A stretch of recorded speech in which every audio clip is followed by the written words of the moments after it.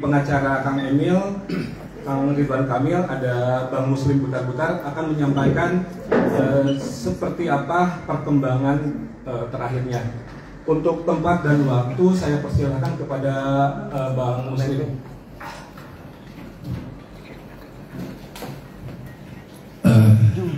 Assalamualaikum warahmatullahi wabarakatuh. Sebelumnya saya ucapkan minal aidin wal faizin, mohon maaf lahir dan batin. Terima kasih teman-teman media semuanya yang telah hadir, teman-teman media yang saya hormatin. Holding statement yang kami sampaikan pada hari ini tentu bertujuan pertama mencegah disinformasi yang lebih lanjut yang dapat merugikan para pihak. Yang kedua, menyampaikan langkah hukum apa yang kami ambil mengenai adanya kasus ini. Kemudian menegaskan posisi hukum terkait kasus ini. Kemudian memberikan klarifikasi. Itu tujuan daripada holding statement kami. Nah, baik teman-teman, kami bacakan holding statement tim hukum Ridwan Kamil. Mudah-mudahan tim holding statement ini mampu menjawab semua hal-hal yang ada di media sosial sehingga bisa selesai dengan baik. Satu, menindaklanjuti perkembangan isu mengenai klaim pihak tertentu yang mengaku memiliki anak dari klien kami, dari Bapak Ridwan. Kami ingin menegaskan bahwa klien kami telah membantahnya, menyampaikan bahwa klien kami tersebut, klaim tersebut tidak benar dan merupakan fitnah yang keji. Itu yang pertama. Yang kedua, oleh karena itu kami menegaskan bahwa segala bentuk tuduhan yang beredar saat ini harus disikapi dalam konteks koridor hukum, bukan sekedar opini publik yang dapat menyesatkan. Ketiga, ini yang penting, terkait adanya permintaan tes DNA. Seyogianya dilakukan sebagai implikasi dalam proses hukum yang berlaku. Tes DNA bukan sekedar tuntutan sepihak, melainkan harus berdasarkan perintah pengadilan dalam gugatan perdata atau dalam proses penyidikan permintaan penyidik. Kami siap mengikuti prosedur hukum yang sah untuk memastikan kejelasan dan kepastian hukum dalam kasus ini. Namun demikian, ini kami mohon dicatat, namun demikian, jika kedua belah pihak, Pak Ridwan Kamil dan LM, meminta atau menjalankan tes DNA sepakat tanpa perintah pengadilan, saya tegaskan, kalau sepakat tanpa perintah pengadilan, maka Ridwan Kamil siap melakukan tes DNA kapanpun dibutuhkan dengan mengajukan permohonan ke DVI Mabes Polri. Jadi itu kami garis bawahi ya. Keempat, tes DNA hanya salah satu bukti ilmiah yang tentu wajib didukung bukti-bukti lain, saksi dan dokumen lainnya. 5, oleh karena itu kami mengajak semua pihak menahan diri dari spekulasi yang dapat memperkeruh situasi serta menghormati upaya-upaya penyelesaian masalah ini melalui jalur hukum.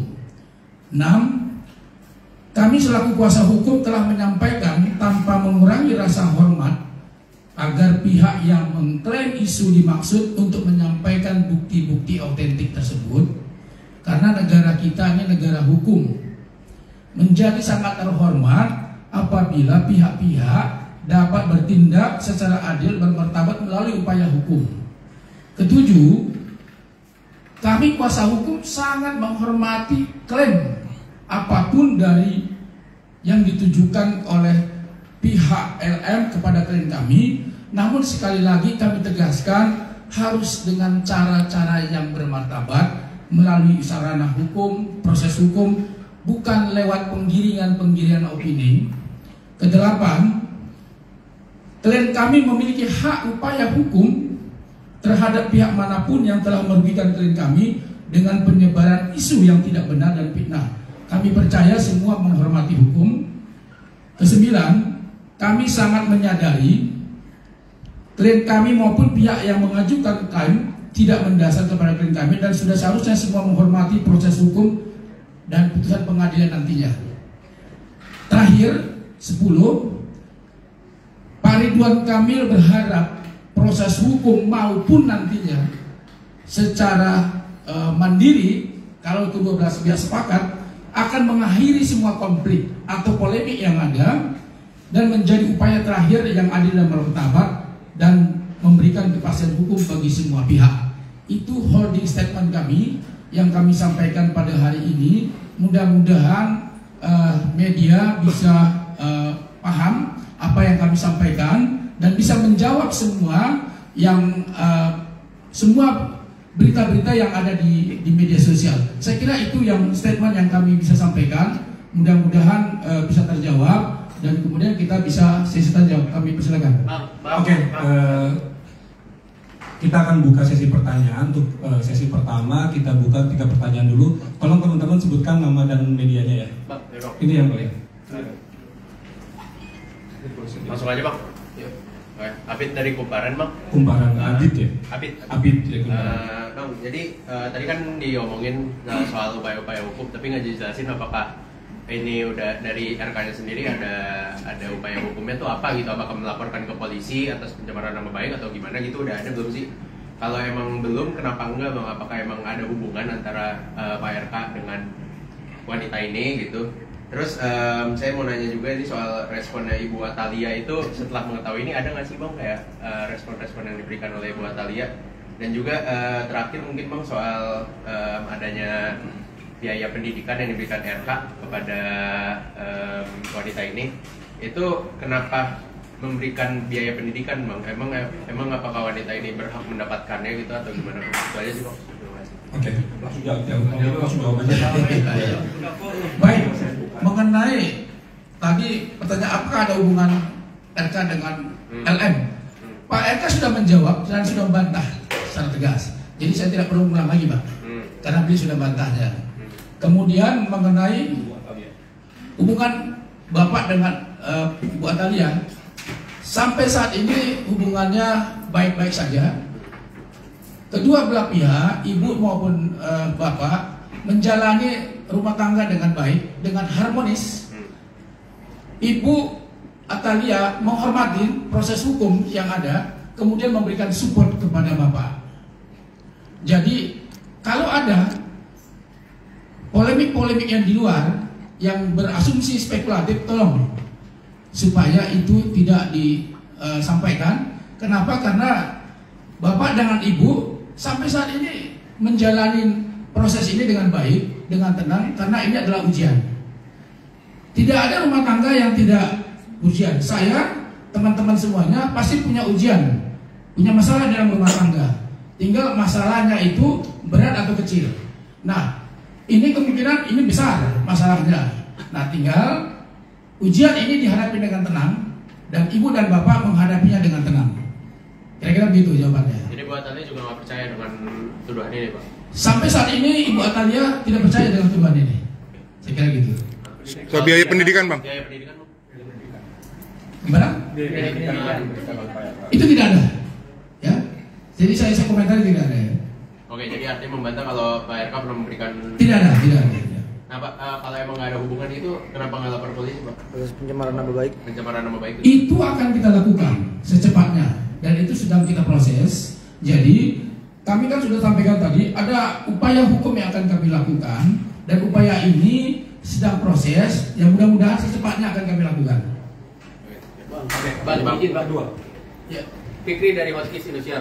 Bang, kalau Abang tadi kan bercerita bahwa hubungan antara Pak RK dan Bu Cinta itu tidak ada masalah. Tetapi kenapa pada saat Lebaran diduga mereka berpisah, sholat idnya di tempat yang berbeda? Itu yang pertama ya Bang. Yang kedua Bang, terus ini meluruskan aja Bang, itu benar-benar mereka sudah berpisah rumah, pisah ranjang atau seperti apa? Dan yang terakhir Bang, anaknya sendiri itu Lebaran di luar negeri. Apakah karena memang dia malu dengan gosip yang beredar tentang bapaknya atau gimana Bang? Itu aja Bang. Itu kita bantah soal sholat yang berbeda biasa. Jadi bukan berarti indikasi sholat yang berbeda rumah tangganya hancur, itu nggak ada. Jadi kalau sholat berbeda ya mungkin jalannya satu sana itu sesuatu yang wajar. Saya pun dengan istri saya sholatnya berbeda. Jadi itu nggak ada masalah Mas.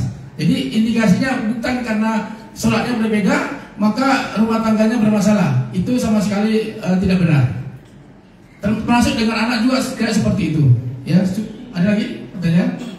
Bang, mungkin terkait dari kan bisa dibilang kan PRK sendiri kan menampik bahwa adanya hubungan terhadap LN sendiri. Nah, LN sendiri beberapa waktu lalu sempat memberikan beberapa bukti-bukti di story-nya dan juga adanya bukti rekaman permintaan sejumlah uang juga. Itu mungkin seperti apa, Bang? Terkait narasi-narasi permintaan uang yang ada di media sosial ya kalau tidak salah ya, yang kalau salah 2 miliar atau berapa itu ya. Sekali lagi kami sampaikan, narasi-narasi yang ada di media sosial itu hoax, tidak ada. Sumbernya tidak jelas, dari mana asalnya, siapa pelakunya juga tidak ada. Jadi kalau ada permintaan 2 miliar dari LM kalau tidak salah ya kepada Pak RK disebutkan di dalam media sosial itu, sekali lagi kami tegaskan itu hoax. Apalagi yang beredar voice, narasi-narasi yang ada di media sosial itu juga hoax. Kenapa? Karena dugaan kami itu adalah penggunaan artificial intelligence. Artinya menggunakan suara dari diduga LM mungkin dengan RK, suara-suaranya kemudian dinarasikan. Nah itu juga salah satu kelemahan daripada artificial intelligence. Jadi itu adalah tidak benar. Itu jawaban kami ya.